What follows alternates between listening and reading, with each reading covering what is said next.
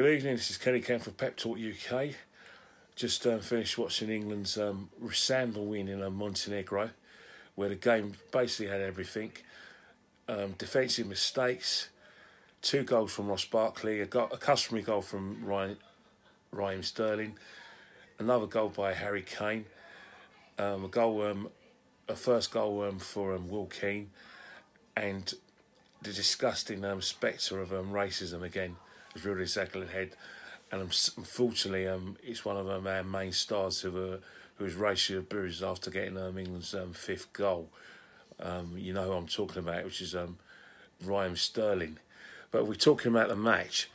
Initially, England went 1-0 down, which was basically down to 2 defensive mistakes. One by Hudson-Odoi. He made his first full appearance in an England shirt, replacing the injured Jordan Sancho in the 18th, and it happened in the 18th minute where Hudson-Odoi lost out to a header where he's caught napping, and then Will Keane tried to rectify Ndoye's mistake by making another mistake and made a hash of a headed clearance, and that landed at Vesovic, who put Croatia 1-0 up in the 80th minute. And after that, England were kind of struggling. I thought Ndoye was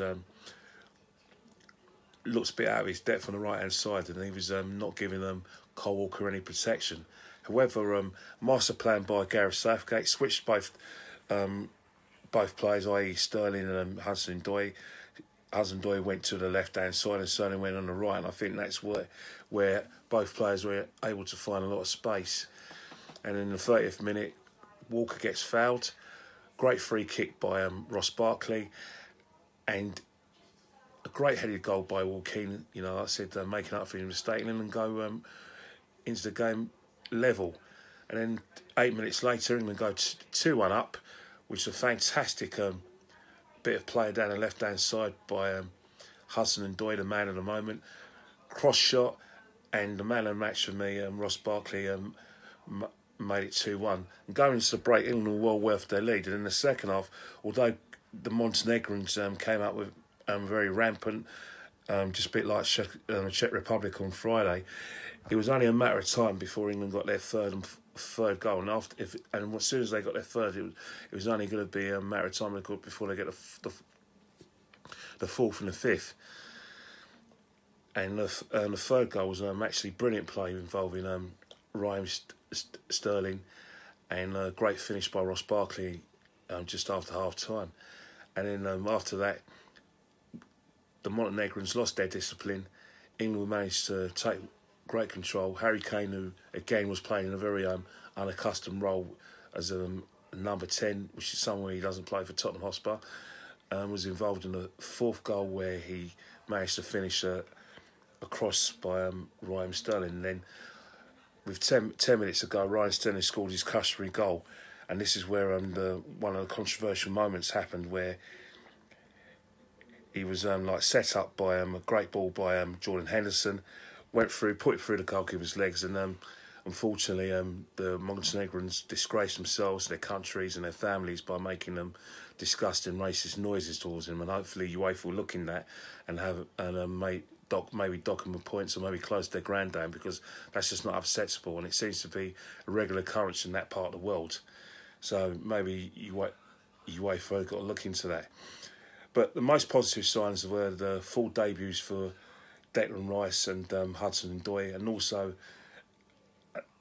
the performance of Ross Barkley. One of the most encouraging signs for Gareth Southgate is that we're probably seeing a genuine, and I mean a genuine, golden generation, something that we thought we were seeing in 2006 when we had players like Michael Owen, Beckham, Gerrard, Terry, Lampard, Ferdinand, and these players didn't deliver. But what we're having now is that we've got players who come up from the under-17s who won the World Championships in the under-20s.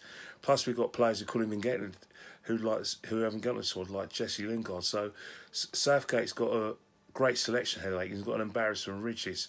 And Southgate's biggest challenge for me is keeping all those players fit and praying that there's no burnout before England qualify for the Euro 2020s, which will be which is in the intercity tournament, but the final will be held at Wembley, and so are the semi-finals.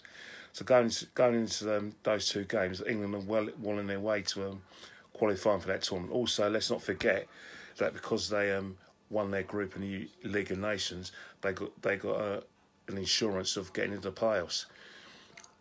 So I'm going to leave you now. I'm probably going to see you at the weekend because we've got some big games coming in the Premiership. Liverpool versus Tottenham at Anfield on Sunday at Mother's Day. Next day at the Emirates, we've got Newcastle coming to the Emirates to play Arsenal, who are fourth in the table at the match. So, as usual, put your comments below. Be constructive, please. And also give me as much praise as possible. And I'll be seeing you hopefully this weekend. This is Kenny Ken from Pep Talk UK. Enjoy the rest of your night.